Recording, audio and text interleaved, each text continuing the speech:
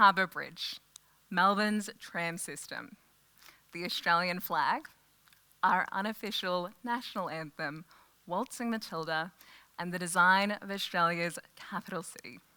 Besides being icons of Australia, what do these 5 things have in common? Women were behind each of them.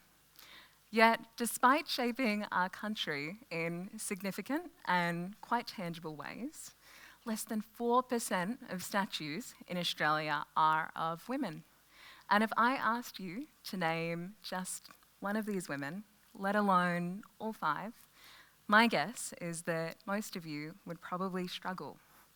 Through the monuments that we erect and the names that we remember, we are sending a very loud message that women's contributions are not worthy of respect. I was well into my 20s when I found out that Canberra, Australia's capital, the city that I had grown up in, was designed by a woman. While it may have been Walter Belly Griffin's name on the entry that won the competition to design Canberra in 1911, it was his wife, Marion Mahoney Griffin's vision, illustrations, and architectural talent that secured their victory. Walter Belly Griffin even said that, my wife is the genius. I'm only the businessman. Yet, when the time came to submit their entry, Marion's name was left off. They thought that if a woman's name was attached, it wouldn't be taken seriously as an entrant. Australia is the only country in the world with a capital city designed by a woman. How was I, an outspoken feminist and proud history nerd who had lived in Canberra for more than 2 decades, only just finding this out? What other women had I missed? There's this common, pretty pervasive and unspoken belief that the reason why we don't know more women's names or see more statues of women is because they haven't done anything worth remembering. Wouldn't we have commemorated them if they had?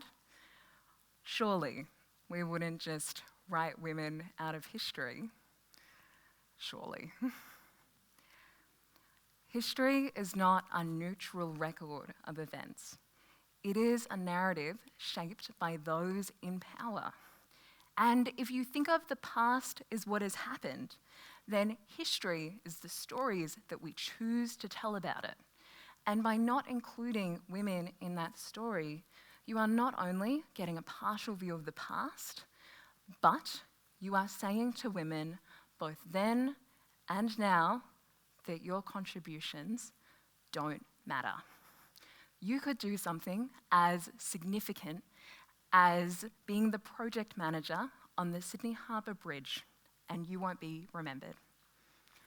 What if I told you that a 31-year-old woman was behind the Sydney Harbour Bridge? Does that surprise anyone? Her name was Kathleen Butler, and she was the very first person hired to work on the project. She was the project manager.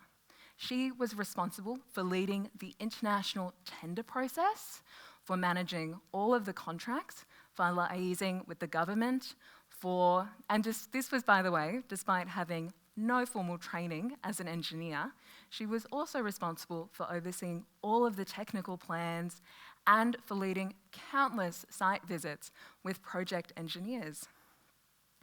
After 5 years of delivering the Sydney Harbour Bridge on time and on budget, something very rare for Australian infrastructure projects, Kathleen is forced to resign.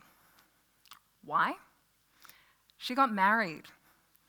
It's the 1920s, and the Australian government had a policy of barring married women from working in the Australian public service. Is Kathleen not worth remembering? Not just that she was behind one of Australia's most iconic landmarks, but that she was forced to resign by a system that limited people based not on ability, but on gender. And those same systems that locked Kathleen out of the workforce still very much shape women's lives today. Only 14% of all engineering graduates in Australia are women. By the way, that's lower than the global average, where it's at 22%. And for those women who make it through into STEM fields, within their first decade, they will leave at a rate 50% higher than their male counterparts. And, while the marriage bar may no longer be written into law, the motherhood penalty is pretty real, with most women's careers stagnating after childbirth. And 43% of all working women will drop down to part-time after having a child, compared to just 7% of men. Those exact same structures that led to Marion's story being erased and Kathleen being locked out of the workforce still shape women's lives today. When we fail to recognise when we fail to tell women's history, we reinforce this really harmful belief that the reason why women haven't contributed was because they just weren't up for the job. But what if we actually told Kathleen's story? What if we told Marion's story? Do you think that it would create greater empathy for the struggles women face today? That we would be able to recognise that many women have been held back not because of their ability, but because of systems beyond their control. Women have always been here, designing cities, leading major infrastructure projects, creating national icons.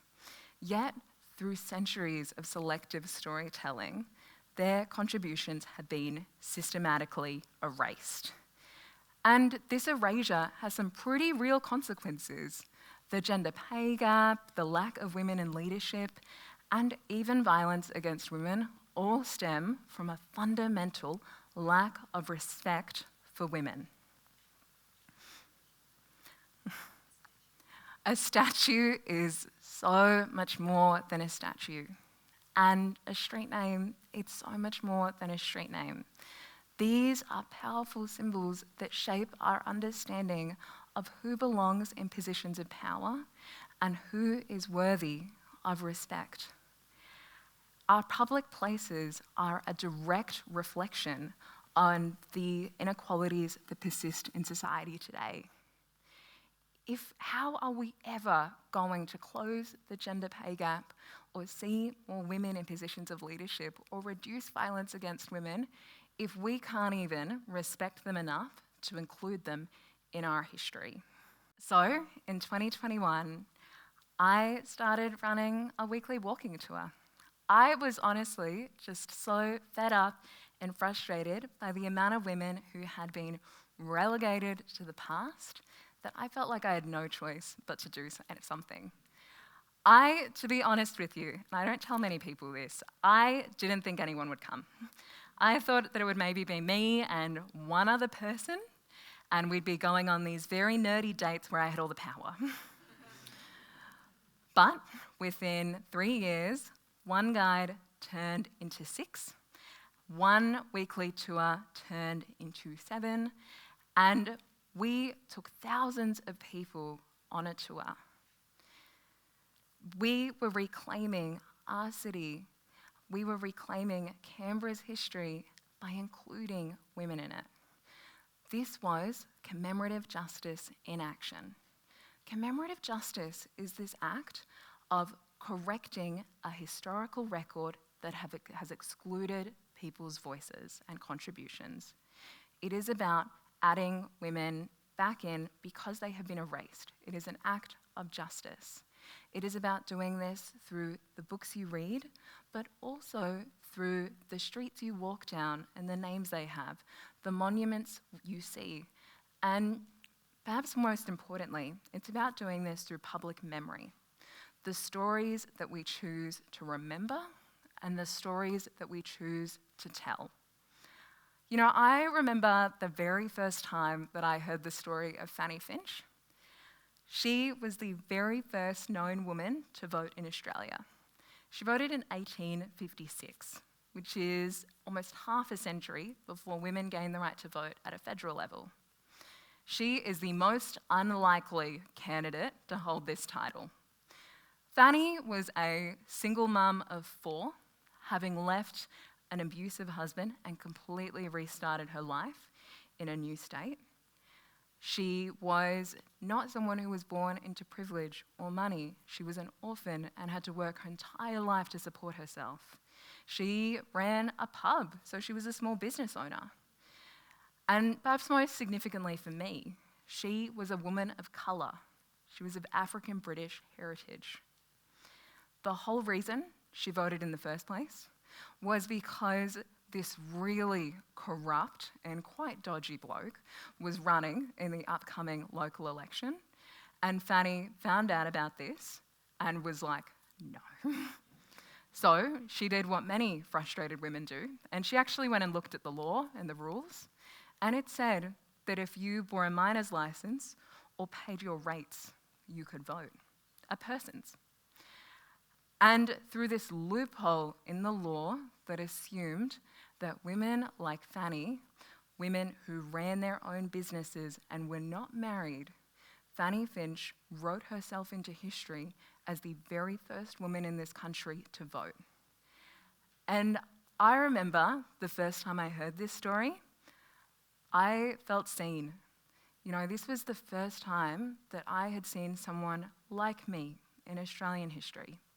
Someone who was a woman of colour, someone who was pretty entrepreneurial, someone who was the sort of person who would read the rule book to figure out how they could fix some injustice, and someone who was never going to run for Parliament but would shape history in other ways by just showing up. I started telling Fanny's story all the time. I would tell her story on dates, I would tell her story at dinner parties, I would tell her story on tours, I would tell her story, to the checkout chick. I told her story even on a job interview once.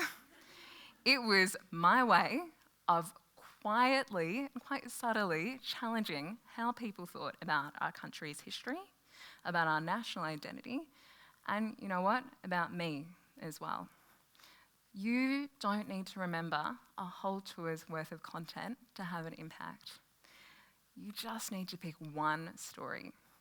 Choose one story that really resonates with you, like I chose Fanny's, and get to know her. And then bring her up. Bring her up in your everyday conversations.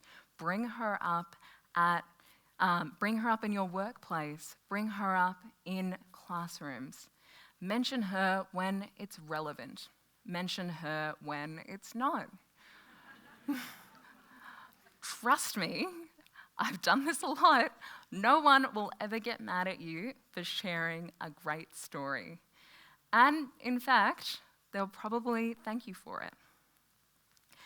And these stories, and you'll find over time that not only will sharing that story change and transform you, but it'll also end up kind of reshaping the world around you. I found out about Marion Mahoney Griffin because one loud voice inspired a group of others to be just as loud. And as a result of those loud voices, the ACT government is putting Canberra forward for UNESCO recognition as a World City of Design. And this is based in large part because it is the only capital city in the world that has been designed by a woman. So not only have those loud voices led to Canberra potentially being recognised on a global scale as being shaped by a woman from day one, but they sparked something in me. They led me to go looking for other women who had been overlooked. And the amount of women I found led me to running a weekly walking tour. And now I have people coming up to me who have been on one of our tours saying, there was this one story that I loved, this one story that really resonated with me. And now I tell it regularly. This ripple effect is real. You know, these stories, they stick with us. Stories spark our curiosity like nothing else. Stories have the power to transform the streets that we walk on every day, kind of take for granted. The national icons that we pass without a second thought. We've got a lot of them in Canberra. They have the power to transform how we view ourselves, but also how we view the world around us. And you really don't need to look hard to find these stories. Start with the women behind your city. Go to the library, pick up a book on your town's history, and go to museums and wander through it looking for women. Or if you're really lazy, just Google your town, city, and women. These stories are there. Like, you really, as someone who now researches and shares them for a living, they are so easy to find. The issue is, no one is actually looking for them. You know, if someone with absolutely no experience in tourism or Australian women's history can start running a weekly walking tour to share these stories, what is stopping you from picking just one woman and becoming her champion? The story of our country's past is missing most of its chapters. What if we started including them? By sharing a fuller history of Australia, will not only reshape our understanding of the past, but will open the possibility for a future where respect for women is the norm.